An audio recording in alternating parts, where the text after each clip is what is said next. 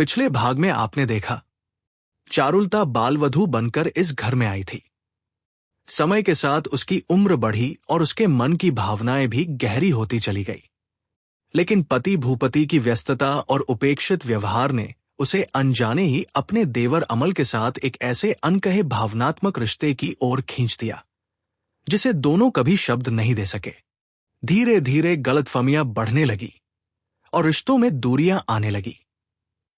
उधर भूपति अपने अखबार के काम, व्यापार में हुए भारी घाटे और अपनों के विश्वासघात से भीतर ही भीतर टूट चुका था। उसी दौरान अमल के विवाह का प्रस्ताव आया और उसकी शादी लगभग तय हो गई। अब तीनों के जीवन एक ऐसे मोड़ पर आ खड़े हुए थे जहां हर फैसला उनके रिश्तों की दिशा बदलने वाला था। चलिए यहीं से शुरू करते हैं आज की कहानी। इसी बीच भूपति को अपना अखबार बंद करना पड़ा। अब उसके पास इतना पैसा नहीं बचा था कि उसका खर्च उठा सके। 12 वर्षों से जिस अखबार को उसने पूरे मन और लगन से संभाला था, उसे एक ही झटके में छोड़ देना पड़ा। उसके जीवन की सारी दिनचर्या, उसका उद्देश्य, उसका संघर्ष, सब जैसे अचानक रुक गया। भूपति इसके लिए बिल्कुल तैयार नहीं था। उसे समझ ही नहीं आ रहा था कि इतने वर्षों की मेहनत और सपनों का अब क्या करे। मानो उसके सारे अधूरे सपने अनाथ बच्चों की तरह उसकी ओर देख रहे हों। वो उन टूटे हुए सपनों को लेकर अपने घर लौटा, जहां उसे उम्मीद थी कि चारू का स्नेह उसके मन को सहारा देगा। लेकिन उस समय चारू भी अपने ही विचारों में डूबी हुई थी। वो मन ही मन सोच रही थी, अमल का विवाह होना अच्छी बात है, लेकिन इतने वर्षों से इस घर में रहने के बाद हम सबको छोड़कर पराए घर जाना और फिर विलायत चले जाना, क्या उसके मन में एक बार भी हमारे लिए कोई दुविधा नहीं हुई?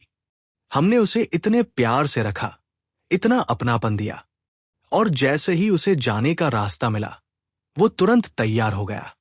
इतने दिनों तक जो मीठी मीठी बातें करता था, क्या वह सब झूठ था? इंसान को पहचानना कितना मुश्किल है।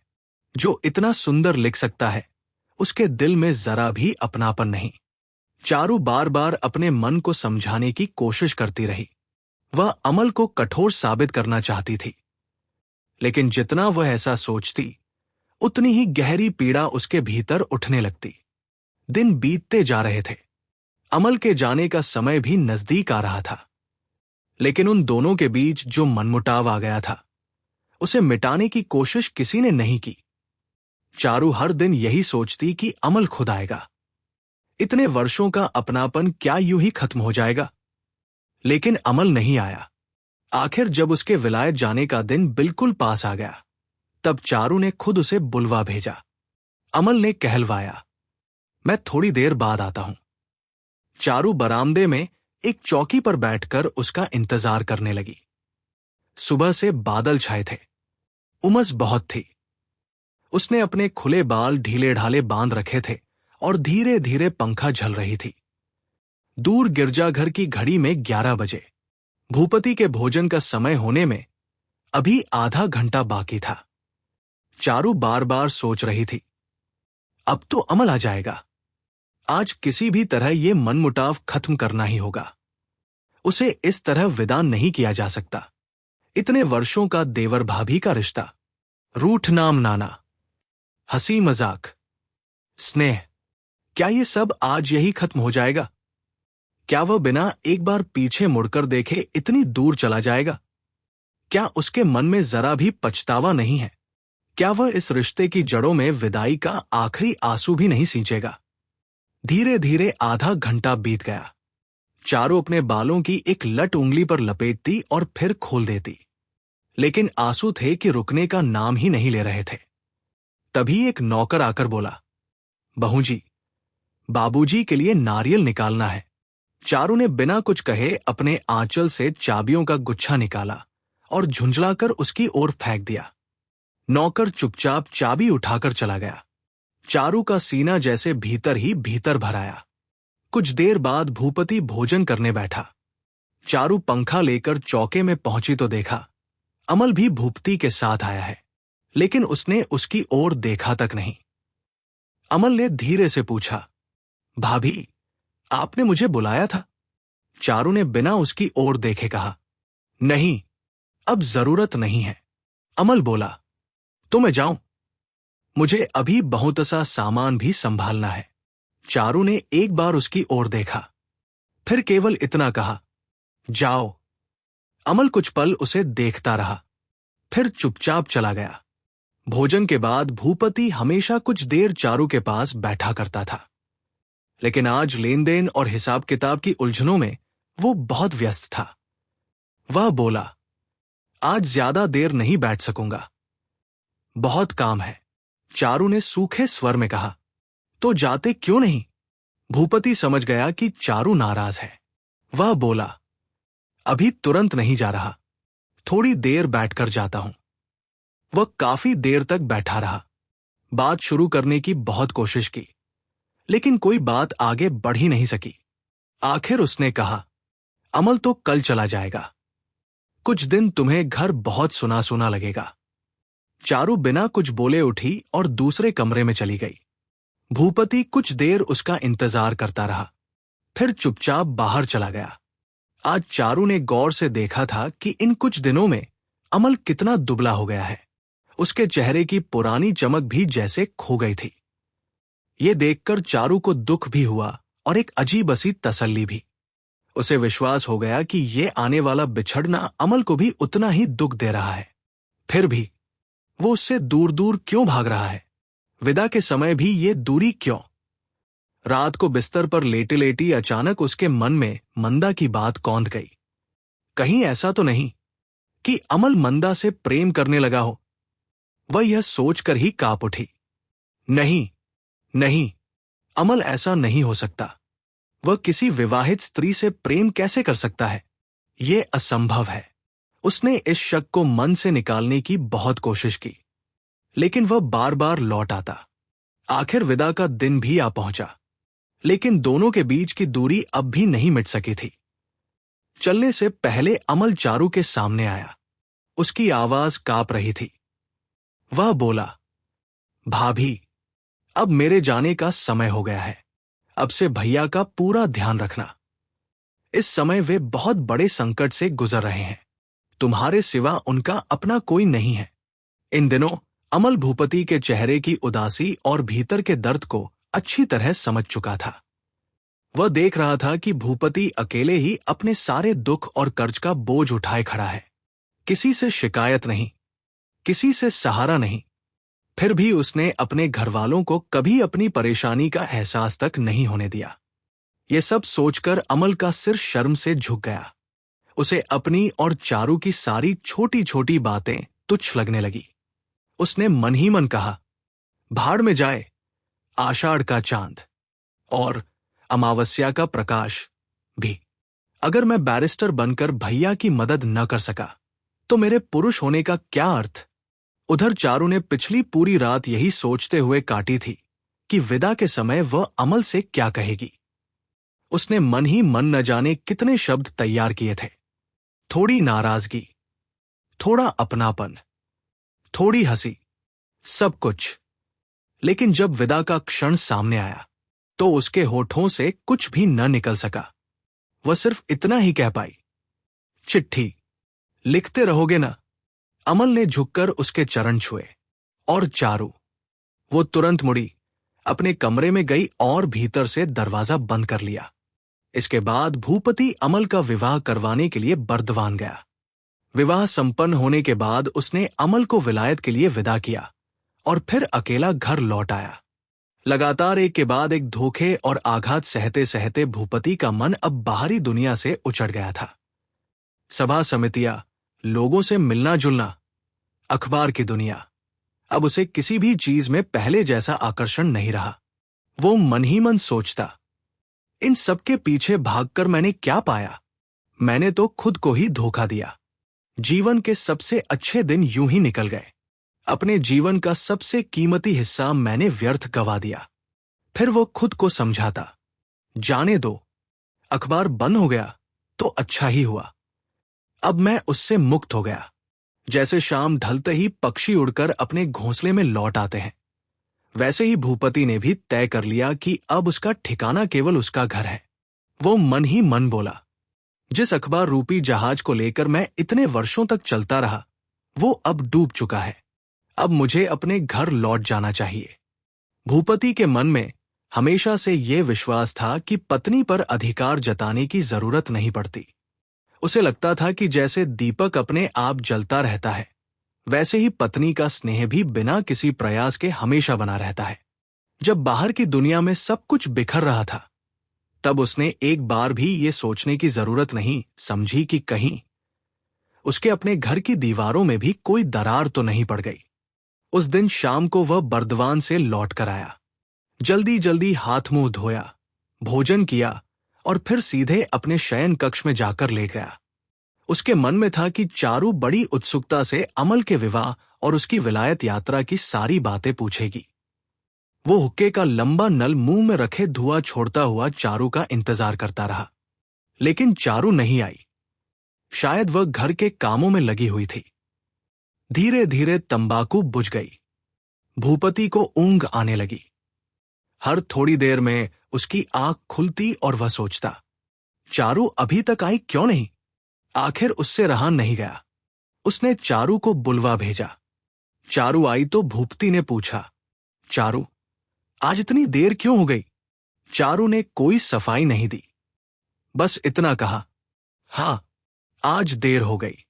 भूपति इंतजार करता रहा कि अब चारू अमल के बारे में कुछ पूछेगी, लेकिन उसने एक भी सवाल नहीं किया। यह देखकर भूपति का मन बुझ गया। उसने सोचा, क्या चारू को अमल से जरा भी लगाव नहीं था? जब तक वह घर में था, तब तक दोनों हंसते बोलते रहते थे, और आज उसके जाते ही जैसे उसे कोई फर्क ही नहीं पड़ा। ये बात भूपति को भीतर तक चुभ गई। उसके मन में एक नया संदेह उठने लगा। क्या चारू का मन इतना गहरा नहीं है? क्या वह सिर्फ हंसना बोलना जानती है? क्या उसके भीतर सच्चा स्नेह नहीं? अब तक भूपति को चारू और अमल की हंसी मजाक, नोक-झोंक और अपनापन देखकर बहुत खुशी होती थी। चारू जिस स्नेह से अमल की देखभाल करती थी, उसे देखकर भूपति मन ही मन उसकी कोमलता पर गर्व करता था। लेकिन आज वह सोचने लगा, क्या यह सब केवल ऊपर का व्यवहार था? क्या उसके मन में सचमुच कोई गहराई नहीं थी? और फिर एक विचार उसके मन में आया, अगर चारू के हृदय में भी गहराई नहीं है, तो अब मैं किसके पास जाकर अपना मन रखूं? चारू के मन को परखने के लिए उसने धीरे से बात छेड़ी। उसने पूछा, चारू तुम ठीक तो हो? तबीयत तो खराब नहीं है? चारू ने संक्षेप में कहा, मैं बिल्कुल ठीक हूं। भूपति ने फिर कहा, अमल का विवाह हो गया। इतना कहकर वो चुप हो गया। उसे उम्मीद थी कि अब चारू कुछ कहेगी, लेकिन चारू के होंठ जैसे बंद हो गए। वो कुछ कहना चाहती थी, पर एक भी शब्द बाहर नहीं निकल पाया। भूपति आमतौर पर लोगों के मन की बारीकियां नहीं समझ पाता था, लेकिन इस समय वह खुद भी अमल की विदाई से दुखी था।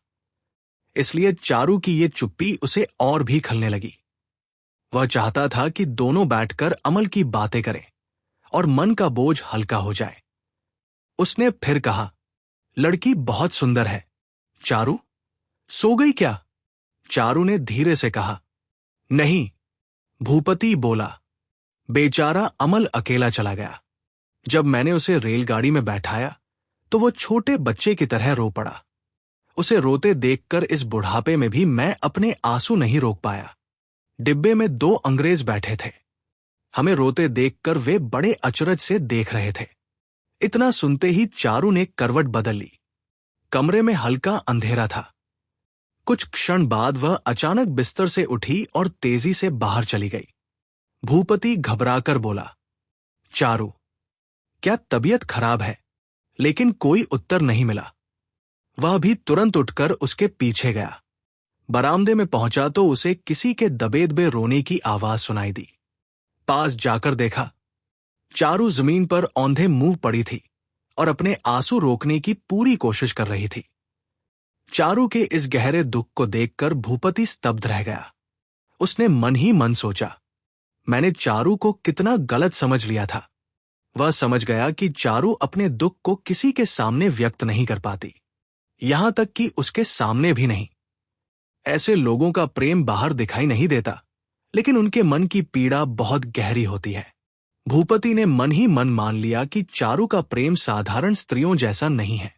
उसने कभी चारू के प्रेम का खुला प्रदर्शन नहीं देखा था, लेकिन आज पहली बार उसे महसूस हुआ कि उसका सारा प्रेम भीतर ही भीतर बहता है।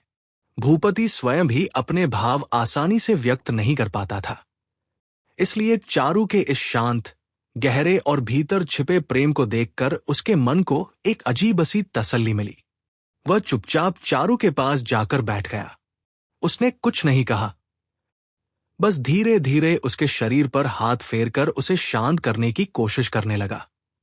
वह ये नहीं जानता था कि किसी को सच्ची सांत्वना कैसे दी जाती है। उसे ये भी समझ नहीं आया कि जब कोई अपने दुख को अंधेरे में अकेले रहकर जीना चाहता है, तब उसके पास किसी का चुपचाप बैठ जाना भी कभी कभी उस दुख को और भारी बना देता है। उधर जब भूपति ने अपना अखबार बंद किया था, तभी उसने अपने भविष्य का एक सुंदर सपना भी देख लिया था। उसने मन ही मन निश्चय किया था कि अब वो किसी नई महत्वाकांक्षा या उलझन में नहीं पड़ेगा। अब उसका जीवन केवल चारू के साथ बीतेगा, पढ़ते लिखते, हंसी मजाक करते, प्यार से रहते और रोजमर्रा के छोटे छोटे घरेलू कामों में सुख खोजते हुए। उसे लगता था कि घर का साधारण सा सुख ही सबसे सच्चा और सबसे सुंदर सुख होता है। शाम को घर लौटना, दीपक की रोशनी में बैठकर बातें करना, कभी हंसना, कभी छेड़ना, कभी साथ पढ़ना, बस इसी तरह जीवन के एक शांत कोने में वो अपना संसार बसा लेगा। लेकिन जब उसने सचमुच ऐसा करना चाहा, तब उसे एहसास हुआ कि ये सुख जितना आसान दिखाई देता है, उतना होता नहीं। जिस चीज को कभी खरीदना नहीं पड़ता, अगर वही अपने आप हाथ से निकल जाए, तो फिर उसे कहीं भी ढूंढ पाना आसान नहीं होता। भूपति लाख कोशिश करके भी चारू से पहले जैसी घनिष्ठता नहीं बना पाया। उसने इसका दोष भी खुद को ही दिया। वह सोचने लगा, 12 साल तक अखबार और लेखन में डूबा रहा। अब तो जैसे लोगों से और सबसे बढ़कर अपनी पत्नी से खुलकर बातें करना ही भूल गया हूं। अब हर शाम वह समय पर घर लौट आता। 2-4 बातें वह करता, 2-4 बातें चारू करती, फिर दोनों के बीच चुप्पी फैल जाती। भूपति समझ ही नहीं पाता कि अब क्या कहे। अपनी इसी झिझक पर उसे शर्म आने लगती। जिस बातचीत को वो बहुत आसान समझता था, वही उसके लिए सबसे कठिन बन गई थी। उसे लगता, सभा में भाषण देना शायद इससे आसान है। जिस समय को उसने हंसी, प्यार और अपनापन से भर देने का सपना देखा था, वही शाम अब उसके लिए सबसे कठिन समय बन गई। कुछ देर तक दोनों चुप बैठे रहते। फिर भूपति सोचता कि उठकर चला जाए, लेकिन फिर यही सोचकर रुक जाता कि कहीं चारू बुरा न मान जाए। आखिर एक दिन उसने झिझकते हुए पूछा, चारू, ताश खेलोगी? चारू ने भी कोई दूसरा उपाय न देखकर कहा, हां। वह ताश ले तो आती, लेकिन मन कहीं और होता। बार बार गलती करती और हर बाजी हार जाती। उस खेल में न उत्साह था, न आनंद। कई दिन सोचने के बाद एक दिन भूपति ने फिर कहा, चारू, अगर मंदा को बुला लिया जाए तो? तुम भी अकेली रहती हो। मंदा का नाम सुनते ही चारू जैसे भीतर तक सुलग उठी। उसने तुरंत कहा, नहीं, मंदा को बुलाने की कोई जरूरत नहीं है। भूपति हल्का सा मुस्कुरा दिया। उसे लगा, शायद चारू को मंदा से ईर्ष्या होती है। लेकिन कुछ देर बाद चारू ने शांत होकर सोचा, अगर मंदा आ जाए तो शायद भूपति का मन कुछ बहल जाए। यही सोचकर उसे अपने ऊपर और भी दुख होने लगा। वह समझ रही थी कि भूपति अब अपने सारे मानसिक सुख का सहारा उसी में ढूंढ रहा है, लेकिन वह उसे वह सुख दे ही नहीं पा रही थी। भूपति अब दुनिया की हर चीज छोड़कर केवल चारू के सहारे जीना चाहता था। यह देखकर चारू डरने लगी। वह सोचती, ये कब तक चलेगा? भूपति फिर किसी काम में मन क्यों नहीं लगाते? कोई नया अखबार क्यों नहीं निकालते? अब तक भूपति ने उससे कभी किसी विशेष सेवा या सहारे की उम्मीद नहीं की थी, लेकिन अब अचानक वह अपने जीवन की सारी खुशी उसी से पाना चाहता था। और यही बात चारू को सबसे अधिक असहाय बना रही थी। उसे समझ ही नहीं आता था कि भूपति को वास्तव में चाहिए क्या, और अगर समझ भी जाए तो क्या वो उसे दे पाएगी। अगर भूपति धीरे धीरे उसके सहारे की आदत डालता तो शायद बात अलग होती। लेकिन जैसे कोई आदमी एक ही रात में सब कुछ हार कर खाली कटोरा लेकर सामने आ खड़ा हो, वैसे ही भूपति अपने सारे टूटे हुए सपनों के साथ केवल चारू के पास आ गया था। और चारू समझ नहीं पा रही थी कि वह क्या करे। आखिर उसने धीरे से कहा, अच्छा, मंदा को बुला लीजिए, उसके रहने से आपकी देखभाल भी ठीक से हो जाएगी। भूपति मुस्कुराकर बोला, मेरी देखभाल की कोई जरूरत नहीं है। लेकिन भीतर ही भीतर वह दुखी हो उठा। वह सोचने लगा, मैं कितना नीरस आदमी हूं, चारू को किसी तरह खुश नहीं रख पाता। इसके बाद उसने अपना मन साहित्य में लगाने की कोशिश की। जो भी मित्र उससे मिलने आता वह हैरान रह जाता। भूपति अब टेनिसन, बायन और बंकिम चंद्र जैसे लेखकों की किताबों में डूबा रहता। मित्र उसका मजाक उड़ाते। भूपति हंसकर कहता, बास में भी फूल आते हैं, बस समय का पता नहीं होता। एक शाम उसने कमरे की बत्ती जलाई। थोड़ा झिझकते हुए चारू से पूछा, एक रचना पढ़कर सुनाऊं? चारू ने सहज स्वर में कहा, सुनाइए। भूपति ने फिर पूछा, क्या सुनाऊं? चारू बोली, जो आपकी इच्छा हो। चारू की ओर से कोई उत्साह न देखकर भूपति का साहस थोड़ा डगमगा गया। फिर भी उसने हिम्मत करके कहा, टेनिसन की एक रचना का अनुवाद किया है, वही सुनाता हूं। चारू ने शांत स्वर में कहा, सुनाइए। भूपति पढ़ने लगा, लेकिन कुछ ही देर में उसका आत्मविश्वास टूटने लगा। संकोच के कारण उसकी आवाज बार बार अटक जाती। शब्द भी ठीक से साथ नहीं दे रहे थे। उसने देखा, चारू की आंखें उसकी ओर थी, लेकिन उसका मन कहीं और भटक रहा था। उस छोटे से कमरे की रोशनी, रात की वो शांति और दोनों का साथ, इन सब के बावजूद वह अपनापन पैदा नहीं हो पा रहा था जिसकी भूपति ने कल्पना की थी। उसने दो एक बार और कोशिश की, लेकिन हर बार वही दूरी बनी रही। आखिरकार उसने चारू के साथ साहित्य की बातें करने का प्रयास भी छोड़ दिया। शुरू शुरू में अमल के चले जाने का असर चारू को उतना गहराई से महसूस नहीं हुआ। जैसे किसी गहरी चोट के तुरंत बाद दर्द का एहसास नहीं होता, वैसे ही पहले पहल उसे लगा कि सब कुछ पहले जैसा ही है। लेकिन जैसे जैसे दिन बीतने लगे, अमल की कमी उसके जीवन में गहराती चली गई। धीरे धीरे उसे महसूस होने लगा कि उसके चारों ओर एक अजीब सी खाली दुनिया फैल गई है। उसे लगता जैसे वो किसी हरे भरे उपवन से निकलकर अचानक एक सूने रेगिस्तान में आ गई हो, और हर बीतते दिन के साथ वह रेगिस्तान और भी बड़ा होता जा रहा था। उसे पहले कभी इस खालीपन का अंदाजा ही नहीं था। सुबह नींद खुलते ही उसके सीने में एक कसक उठती।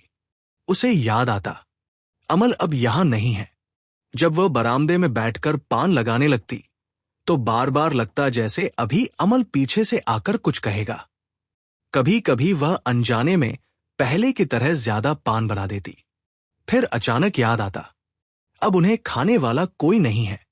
जब वो रसोई या भंडारघर में जाती तो सहसा ध्यान आता कि अब अमल के लिए नाश्ता अलग से नहीं निकालना है। दोपहर होते ही मन अपने आप दरवाजे की ओर देखने लगता। फिर याद आता, आज अमल कॉलेज से लौटने वाला नहीं है।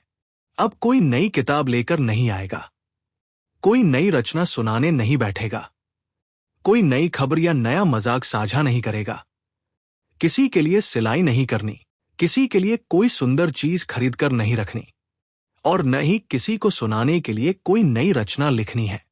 चारू खुद अपनी इस बेचैनी को देखकर हैरान थी। लगातार दुख सहते सहते अब उसे अपने ही मन से डर लगने लगा। वह बार बार खुद से पूछती, मुझे इतना दुख क्यों हो रहा है? अमल मेरा लगता ही क्या है? उसके लिए मैं इतनी व्याकुल क्यों हूं? मुझे क्या हो गया है? वह सोचती। घर के नौकर चाकर, बाहर आने जाने वाले लोग, सब तो अपने अपने काम में लगे हैं। फिर मेरा ही मन इस तरह क्यों टूट गया है? भगवान ने मुझे ऐसी परीक्षा में क्यों डाल दिया? वह बार बार अपने मन से यही सवाल करती, लेकिन कोई उत्तर नहीं मिलता। और उसका दुख भी जरा सा कम नहीं होता। धीरे धीरे अमल की याद उसके मन के हर कोने में बस गई। अब उससे बचने का कोई रास्ता नहीं था। उधर भूपति चाहता तो चारू का ध्यान दूसरी बातों में लगा सकता था, लेकिन वह खुद भी अमल की जुदाई से दुखी था। इसलिए अनजाने में वो बार बार अमल की बातें छेड़ देता। आखिर एक दिन चारू ने अपने मन से लड़ना छोड़ दिया। उसने अपनी भावनाओं को दबाने की कोशिश बंद कर दी। उसने हार मान ली और अमल की याद को अपने मन में आदर के साथ जगह दे दी। धीरे धीरे ये उसके जीवन का एक गुप्त सहारा बन गया। अब अमल को याद करना ही उसके लिए सबसे बड़ा सुख और सबसे गहरा दर्द था। घर के सारे काम निपटाने के बाद उसने अपने लिए एक निश्चित समय तय कर लिया। उस समय वह अकेले कमरे में जाती, दरवाजा बंद कर लेती और फिर अपने मन में अमल के साथ बिताए हर छोटे बड़े पल को एक एक करके याद करती। कभी तकिए पर मुंह छिपाकर धीरे धीरे पुकारती, अमल, अमल, अमल। और उसे लगता मानो 7 समंदर पार से कोई आवाज आ रही हो। भाभी, भाभी, भाभी। आंखें बंद करके वह जैसे उससे बातें करने लगती। धीरे से कहती, अमल, तुम मुझसे नाराज होकर क्यों चले गए? मैंने ऐसा कौन सा अपराध किया था? अगर तुम हंसते हुए खुशी से विदा होते तो शायद मुझे इतना दुख नहीं होता। फिर वो जैसे उसके सामने बैठी हो वैसे ही कहती, मैंने तुम्हें एक दिन के लिए भी नहीं भुलाया, एक दिन भी नहीं, एक पल के लिए भी नहीं। मेरे जीवन की जो सबसे सुंदर यादें हैं वे सब तुमसे जुड़ी हैं। अपने जीवन के सबसे सच्चे हिस्से में मैं हमेशा तुम्हारी स्मृति को संभाल कर रखूंगी। धीरे धीरे चारू ने अपने पूरे गृहस्थ जीवन के भीतर एक ऐसा कोना बना लिया जहां किसी की पहुंच नहीं थी। घर परिवार की सारी जिम्मेदारियों के नीचे अपने मन की गहराइयों में उसने जैसे एक गुप्त मंदिर बना लिया था। एक ऐसा मंदिर जो केवल अमल की यादों से भरा था, जहां उसके आंसू ही उसकी पूजा थे। उस जगह पर न भूपति का अधिकार था, न इस संसार के किसी और व्यक्ति का। वो उसके मन का सबसे छिपा हुआ, सबसे गहरा और सबसे प्रिय स्थान बन गया। जब भी वो उस संसार में प्रवेश करती तो अपने सारे बाहरी रूप, सारे रिश्ते और सारी जिम्मेदारियां बाहर ही छोड़ देती। वहां वो केवल अपने सच्चे मन के साथ रहती। और फिर जब उस मौन संसार से बाहर निकलती तो एक बार फिर अपने चेहरे पर मुस्कान का मुखौटा पहनकर घर गृहस्थी के उसी पुराने जीवन में लौट आती। अब उसने अपने मन से संघर्ष करना छोड़ दिया था। अपने गहरे दुख के बीच भी उसने एक अजीब सी शांति पाली थी। उसने पूरे मन से पति की सेवा और देखभाल में खुद को लगा दिया। भूपति जब सो रहे होते तो चारू चुपचाप उनके चरणों के पास सिर रख देती और उनके चरणों की धूल अपनी मांग से लगा लेती। घर गृहस्थी का कोई काम वह अधूरा नहीं छोड़ती। भूपति अपने आश्रितों और नौकर चाकरों के प्रति बहुत संवेदनशील थे, इसलिए चारू इस बात का विशेष ध्यान रखती कि किसी के साथ कोई उपेक्षा न हो। सब काम पूरे करने के बाद वह भूपति की जूठी थाली को प्रसाद मानकर ग्रहण करती और इसी में अपना दिन पूरा कर देती। चारू की इस निस्वार्थ सेवा और स्नेह से टूटे हुए भूपति के जीवन में जैसे फिर से नई ऊर्जा लौट आई। उन्हें लगने लगा जैसे उनका विवाह अभी अभी हुआ हो। उन्होंने अपनी सारी चिंताओं को पीछे छोड़ दिया और जीवन के छोटे छोटे सुखों में मन लगाने लगे। जैसे किसी लंबी बीमारी के बाद शरीर में फिर से ताकत लौट आती है, वैसे ही भूपति के मन में भी जीवन के प्रति नया उत्साह जाग उठा। अब वे चोरी छिपे कविता पढ़ने लगे। मन ही मन सोचते, अखबार बंद होने के बाद चाहे कितनी ही कठिनाई आई हो, लेकिन शायद अब जाकर मुझे जीवन का असली सुख मिला है। एक दिन उन्होंने चारू से पूछा, चारू, आजकल तुमने लिखना बिल्कुल क्यों छोड़ दिया? चारू मुस्कुराकर बोली, मैं भला क्या लिखना जानती हूं।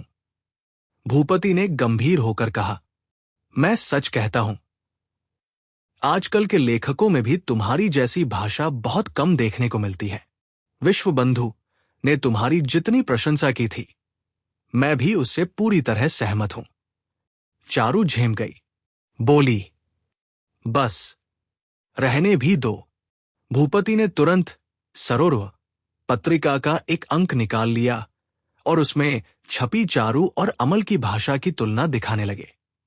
चारू का चेहरा लाल हो गया। उसने झट से पत्रिका उनके हाथ से लेकर अपने आंचल में छिपा ली। भूपति मन ही मन सोचने लगे, जब तक साथ में लिखने वाला कोई न हो, लिखने का उत्साह भी नहीं आता। अगर मैं भी लिखना शुरू कर दूं, तो शायद चारू भी फिर से लिखने लगे। इसके बाद उन्होंने चुपचाप लिखने का अभ्यास शुरू कर दिया। कभी शब्दकोश देखते, कभी लिखी हुई पंक्तियां काटते, फिर दोबारा लिखते, बार बार नकल करते। इसी तरह उनका खाली समय बीतने लगा। जितनी मेहनत से वे लिखते, अपनी रचनाओं से उनका लगाव भी उतना ही बढ़ता जाता। आखिर एक दिन उन्होंने अपनी लिखी हुई रचना किसी और से साफ साफ नकल करवाई और चारू के हाथ में देते हुए बोले, मेरे एक मित्र ने हाल ही में लिखना शुरू किया है। मैं तो कुछ समझता नहीं, तुम पढ़कर बताओ कैसी लगी। इतना कहकर वे बाहर चले गए।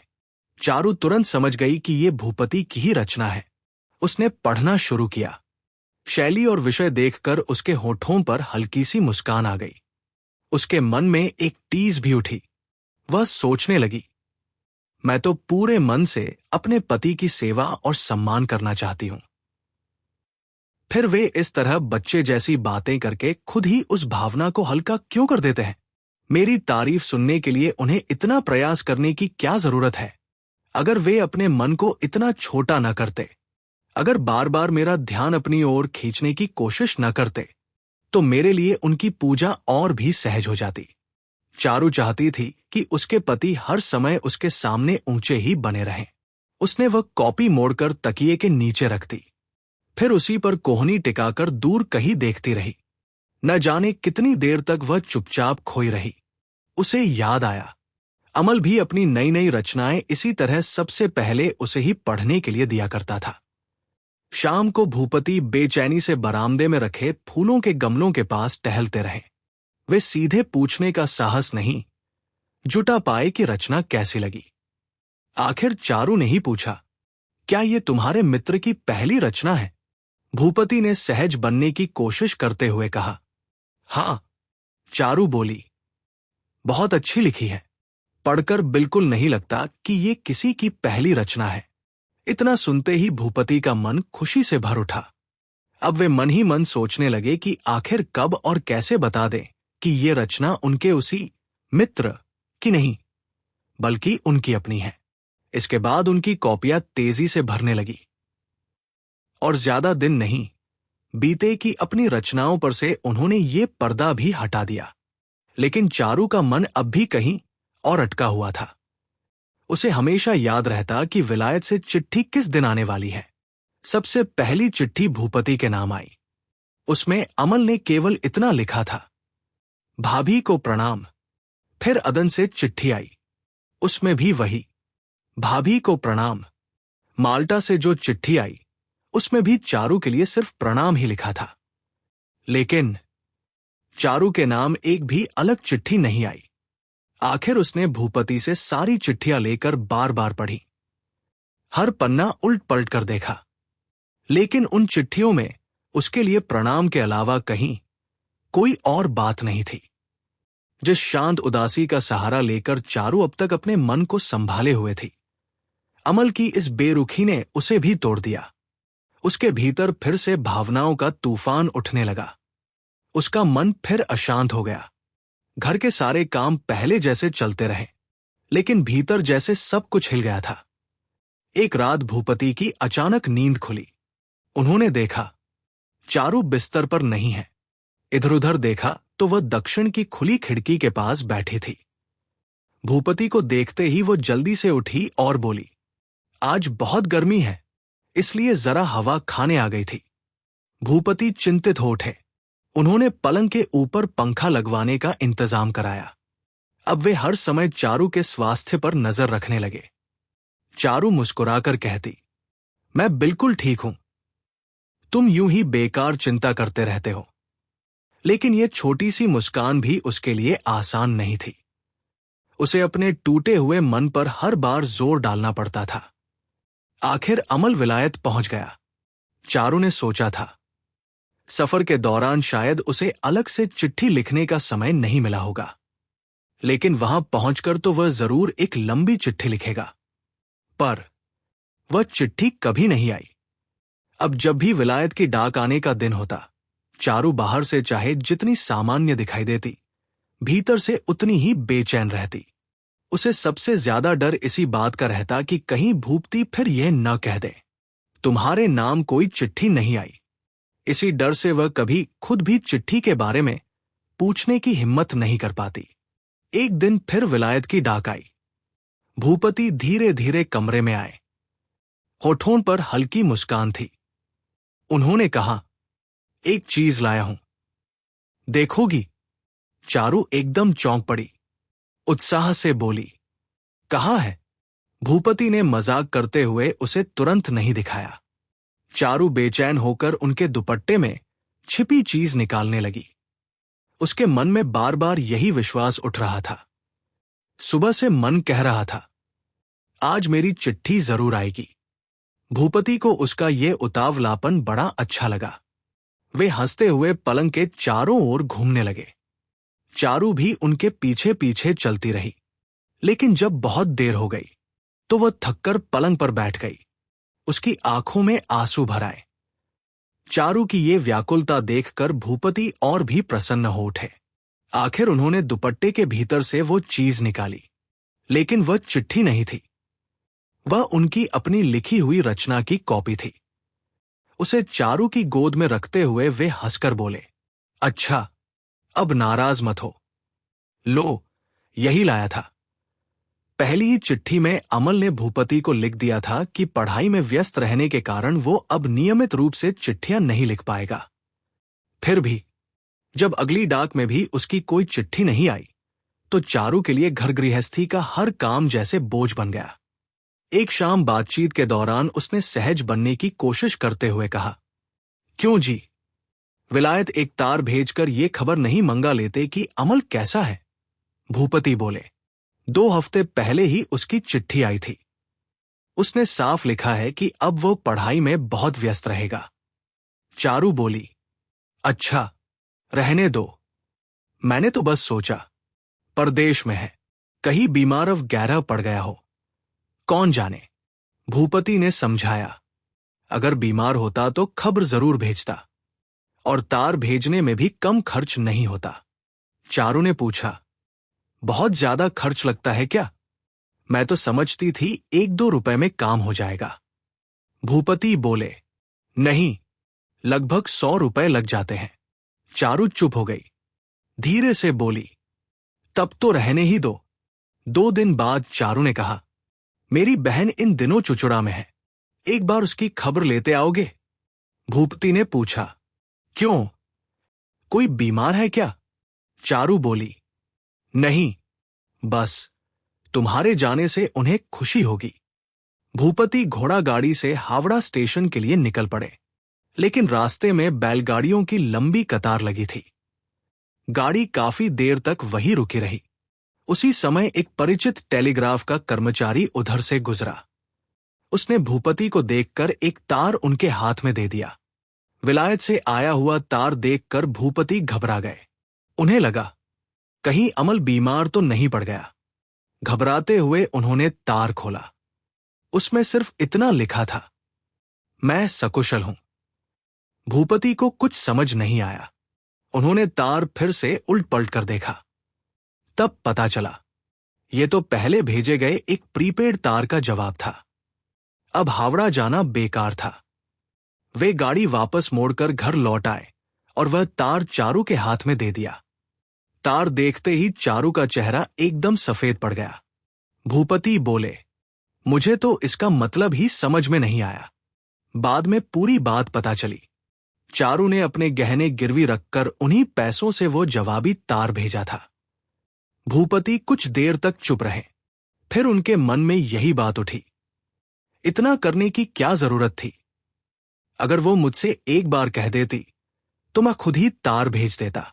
लेकिन नौकर के हाथ चुपचाप गहने गिरवी रखवाना, ये बात उनके मन में कहीं गहराई तक चुभ गई। बार बार उनके भीतर एक ही सवाल उठता रहा, चारू ने ऐसा क्यों किया? इसी सवाल के साथ एक अनजाना संदेह भी उनके मन में जन्म लेने लगा। उन्होंने उस संदेह को स्वीकार नहीं करना चाहा, उसे भूलने की बहुत कोशिश की, लेकिन वह चुभन बार बार लौट आती और किसी भी तरह उनका पीछा नहीं छोड़ती। अमल की तबीयत तो ठीक थी, फिर भी उसकी कोई चिट्ठी नहीं आ रही थी। चारू समझ नहीं पा रही थी कि उसने इतने कठोर तरीके से सारे रिश्ते क्यों तोड़ दिए। उसके मन में बार बार यही सवाल उठता, काश एक बार सामने बैठकर उससे पूछ पाती कि आखिर ऐसा क्यों हुआ। लेकिन अब दोनों के बीच समंदर था। ये ऐसा बिछोह था जिसका न कोई उत्तर था, न कोई उपाय। अब चारू खुद को संभाल नहीं पा रही थी।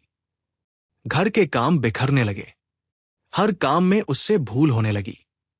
नौकर चाकर भी उसकी इस हालत का फायदा उठाने लगे। लोग उसके बदले हुए व्यवहार को देखकर आपस में कानाफूसी करते, लेकिन चारू को किसी बात का होश नहीं रहता। धीरे धीरे उसकी हालत और बिगड़ने लगी।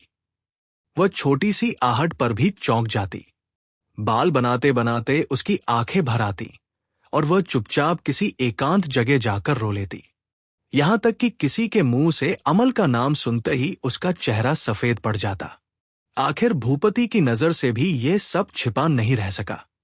जिस बात की उसने कभी कल्पना भी नहीं की थी, अब वही सच उसके सामने खड़ा था। उसे लगा जैसे उसका पूरा संसार एक ही पल में बूढ़ा, सूना और उजाड़ हो गया हो। कुछ समय पहले जो सुख उसे मिला था, उसकी याद अब उसे शर्मिंदा करने लगी। चारू का स्नेह, उसका अपनापन और उसका व्यवहार, जिन्हें वो अपने लिए समझता रहा था, अब वही बातें उसे बार बार अपनी भूल का एहसास कराने लगी। उसे लगने लगा कि वह अपने ही भ्रम में जीता रहा। तभी उसे अपनी वे रचनाएं याद आई जिन्हें लिखने में उसने कितनी मेहनत की थी। वो जल्दी जल्दी चारू के पास पहुंचा और बोला, मेरी वे कॉपियां कहाँ हैं? चारू उस समय उसके लिए अंडे की कचौड़ियां तल रही थी। उसने शांत स्वर में कहा, मेरे पास है। भूपति बोला, मुझे अभी चाहिए। चारू ने चूल्हे से कढ़ाई उतारी, अलमारी से कॉपियां और कागज निकालकर उसके हाथ में दे दिए। भूपति ने अधीर होकर वे सब कागज उसके हाथ से छीने और सीधे जलते हुए चूल्हे में डाल दिए। चारू घबराकर उन्हें निकालने बढ़ी। ये क्या कर रहे हो? भूपति ने उसका हाथ पकड़ लिया और कठोर स्वर में बोला, रहने दो। चारू वहीं स्तब्ध खड़ी रह गई। देखते ही देखते सारी रचनाएं आग में जलकर राख हो गई। अब चारू सब समझ चुकी थी। उसने बस एक गहरी सांस ली, अधूरी कचौड़ियां वहीं छोड़ दी और धीरे धीरे वहां से चली गई। असल में भूपति का इरादा चारू के सामने अपनी रचनाएं जलाने का नहीं था, लेकिन सामने जलती आग देखकर जैसे उसका आपा ही खो गया। वो खुद को रोक नहीं पाया और अपनी सारी मेहनत एक ही पल में आग के हवाले कर दी। जब उसका गुस्सा शांत हुआ, तब उसे एहसास हुआ कि चारू कितनी चुपचाप सब सहकर चली गई। तभी उसकी नजर उन अधूरी कचौड़ियों पर पड़ी। उसे याद आया कि चारू जानती थी उसे अंडे की कचौड़ियां बहुत पसंद है, इसलिए वह अपने हाथों से बड़े मन से उन्हें बना रही थी। भूपति बरामदे में जाकर रेलिंग पकड़कर खड़ा हो गया। अब पहली बार उसे चारू का सारा दर्द साफ दिखाई देने लगा। वह सोचने लगा, चारू मेरे लिए जो कुछ करती रही, जो मुस्कान, जो अपनापन, जो स्नेह मुझे देती रही, वह कोई साधारण दिखावा नहीं था। उन सब के पीछे उसका अपना टूटा हुआ हृदय था। उसने अपने हर घाव को छिपाकर मेरे लिए जीने की कोशिश की। मुझे इन सब की जरूरत ही नहीं थी। अगर मुझे प्रेम नहीं भी मिलता तो भी मैं कभी शिकायत नहीं करता, लेकिन उसने अपने ही दिल को हर रोज दबाकर मेरे लिए मुस्कुराना चुना। उस क्षण भूपति ने पहली बार अपने जीवन से अलग होकर चारू को एक तीसरे व्यक्ति की तरह देखा। उसे लगा, ये नाजुक सी दिखने वाली स्त्री अपने भीतर कितना बड़ा दुख लिए जी रही है। उसके पास ऐसा कोई नहीं था जिसके सामने वह अपना मन खोल सके। ऐसी कोई जगह नहीं थी जहां वह खुलकर रो सके। फिर भी हर दिन वह अपने सारे दर्द को भीतर छिपाकर बिल्कुल सामान्य स्त्री की तरह घर गृहस्थी का हर काम करती रही। भूपति धीरे धीरे शयन कक्ष में पहुंचा। चारू खिड़की की सलाखें पकड़े चुपचाप बाहर देख रही थी। उसकी नजर कहीं दूर खोई हुई थी। भूपति उसके पीछे जाकर खड़ा हो गया। उसने कुछ नहीं कहा, बस बहुत धीरे से अपना हाथ चारू के माथे पर रख दिया। कुछ दिनों बाद भूपति के मित्रों ने उससे पूछा, क्या बात है भाई, आजकल इतने व्यस्त कैसे हो? भूपति ने शांत स्वर में कहा, अखबार की वजह से। मित्रों ने हैरानी से पूछा, फिर अखबार? क्या अब भी उसका मोह नहीं छूटा? क्या घर द्वार भी अखबार की भेंट चढ़ा दोगे? भूपति हल्का सा मुस्कुराया और बोला, नहीं, इस बार अपना अखबार नहीं निकाल रहा हूं। तो फिर? मैसूर से एक नया अखबार निकल रहा है, उन्होंने मुझे उसका संपादक बनाकर बुलाया है। मित्र ने फिर पूछा, मतलब तुम सब कुछ छोड़कर मैसूर चले जाओगे? चारू भी साथ जाएगी? भूपति ने सिर हिलाकर कहा, नहीं, यहां उसके मामा लोग आकर रहेंगे। मित्र हंसते हुए बोला, लगता है संपादकी का नशा तुमसे कभी नहीं छूटेगा। भूपति ने धीमे स्वर में कहा, इंसान को जीने के लिए किसी न किसी सहारे की जरूरत तो होती ही है। चलने का दिन आ गया। भूपति सामान लेकर विदा होने लगा। तभी चारू ने धीरे से पूछा, कब लौटोगे?